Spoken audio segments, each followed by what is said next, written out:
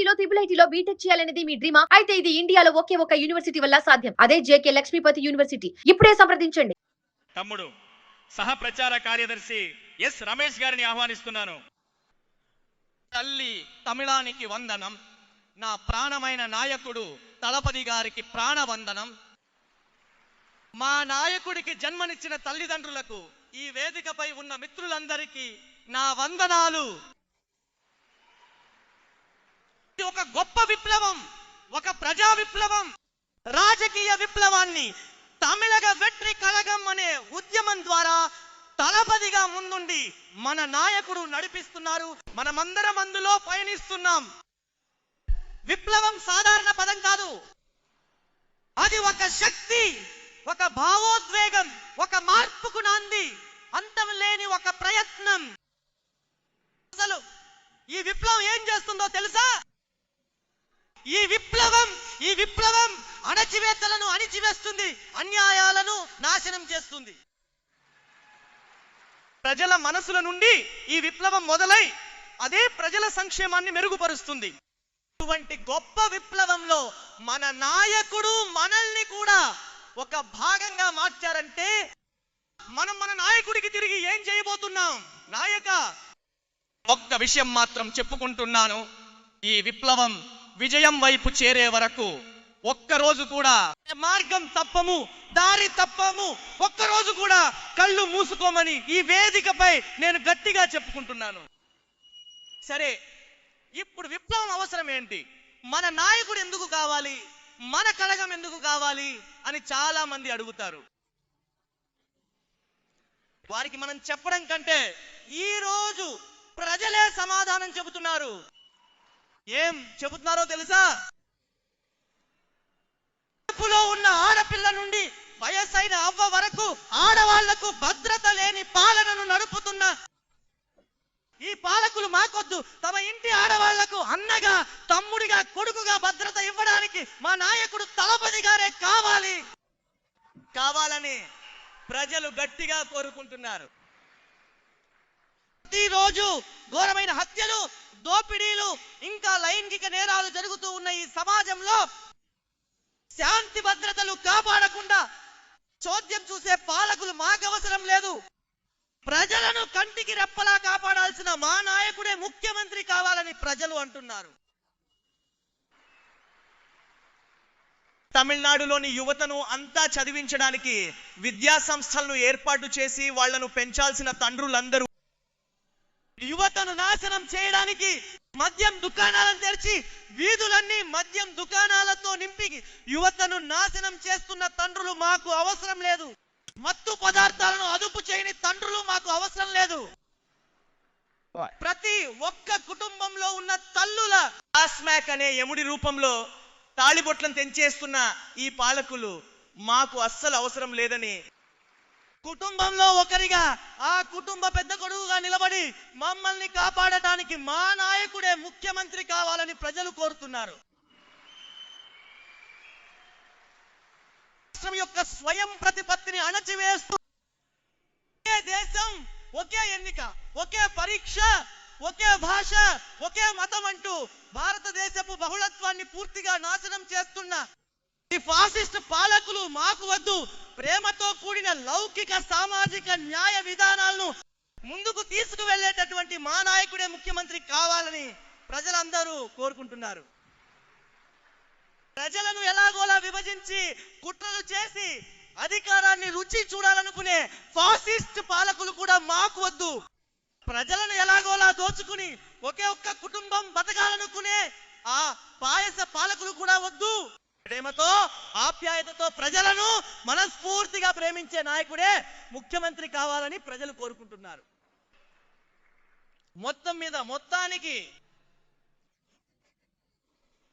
ఈ ప్రజాస్వామ్యాన్ని గొయ్యి తీసి పాతి పెడుతున్నటువంటి ఈ కేంద్రంలోని బీజేపీ, రాష్ట్రంలోని డిఎంకే ఇక తమిళనాడుకు అవసరమే లేదు.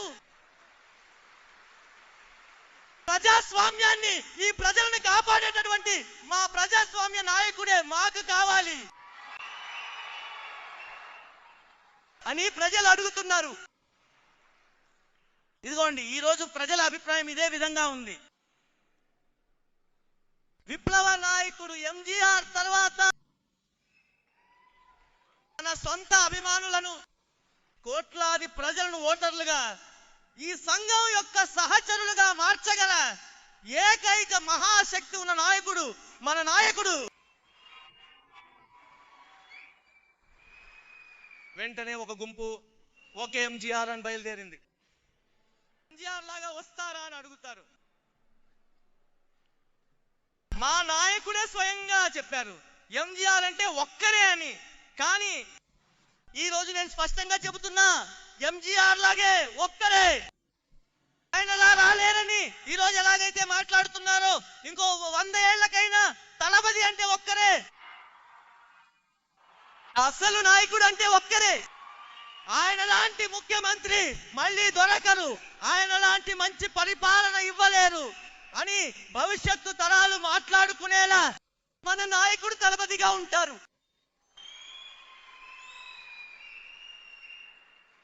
ప్రజలను కలవలేదు, క్షేత్రంలోకి అస్సలు రాలేదు, ఇలాంటి కథలు చెప్పి పిల్లి మొగ్గలేసి గొంతుతో గారడి చేస్తారు. అంతేకాదు ఇంకా గొప్పలు చెప్పుకుంటారు, మేము పారంపర్య పార్టీ అని. 50 ఏళ్ల పార్టీ, తాతల కాలం నాటి పార్టీ, భారతదేశంలోనే గొప్ప రాష్ట్రాలన్నింటినీ పాలించే పార్టీ అని చెప్పుకుంటూ ఊరంతా వేదికలు వేసి మా నాయకుడి గురించి, మా సంఘం గురించి రాత్రిపూట ఇంట్లో ఏడ్పులు పెట్టే ముసలావిడలాగా మీరంతా ఏడుస్తూ ఉన్నారే, దీనికి వేరే సాక్ష్యం కావాలా? మా నాయకుడు క్షేత్రంలోకి వెళ్ళారు, ప్రజల మనసుల్లోకి వెళ్ళి చేరిపోయారు, విజయం వైపు వెళ్ళి చేరిపోయారు. దీనికి ఇదే ఆధారం. ఇంత రాజకీయం మాట్లాడుతున్నాం, ఇంత తీవ్రంగా రాజకీయం మనపై కేంద్రీకృతమైంది. మనల్ని చూసి వీళ్ళు చేసే ఒకే ఒక ఎగతాళి విమర్శ, చిన్న పిల్లలు అని. చిన్న పిల్లలు మాట్లాడుతున్నారు, చిన్న పిల్లలు పార్టీలో ఉన్నారు, ఇలా మాట్లాడుతున్నారే. వేదికల మీదకి ఎక్కి నాటకాలు వేసి ప్రజలను మోసం చేసి యువత రాజకీయాల్లోకి రావాలి, రాజకీయాలు కొత్తగా మారాలి, కొత్త రక్తం ఎక్కించాలి అంటూ మాట్లాడి ఈరోజు మిమ్మల్ని ప్రశ్నిస్తుంటే, మాలాంటి యువతను చిన్నపిల్లలు అంటున్నారంటే మీ భయం మాకు బాగానే అర్థమవుతోంది, మీ భయం మాకు అర్థమవుతోంది. కానీ రాసి పెట్టుకోండి, ఈ చిన్న పిల్లలే రాబోయే 2026 ఎన్నికల్లో మీ పాలనకు ఒక ముగింపు రాసి మా నాయకుడి సుపరిపాలనకు ఖచ్చితంగా నాంది పలుకుతాం. ఇది జరిపి తీరుతాం. ఎన్ని అడ్డంకులు, బెదిరింపులు, హెచ్చరికలు వచ్చినా మేము భయపడం. ఎన్నికల రంగంలో మీ కథను ముగించే వరకు అస్సలు విశ్రమించం. ఇక నా ప్రసంగం ముగింపుగా సంక్షిప్తంగా ఒక్క అయ్యన్ వల్లువన్ మాటలు మాత్రమే చెప్పి నేను సెలవు తీసుకుంటాను. న్యాయంగా కాపాడే రాజు ప్రజలకు దేవుడితో సమానం. అదే విధంగా న్యాయం తప్పకుండా ప్రజల కోసం తన కర్తవ్యం నిర్వర్తించే పాలకుడు ఖచ్చితంగా దేవుడిగా పూజించబడతాడు. మన నాయకుడు కూడా రాబోయే కాలంలో ప్రజల మనసులలో పూజించబడతారు. 2026లో తమిళగ వెట్రి కళగం పాలన ఏర్పడుతుంది. అప్పుడు మా నాయకుడు ముఖ్యమంత్రి అవుతారు. మంచి పాలన అందిస్తారనడంలో ఎలాంటి సందేహం లేదు. ఈ అవకాశం ఇచ్చిన నా ప్రాణమైన నాయకుడికి, ప్రియ ప్రధాన కార్యదర్శి అన్నన్ ఆనంద్ గారికి అందరికీ ధన్యవాదాలు తెలిపి సెలవు తీసుకుంటున్నాను. విజయం నిశ్చయం.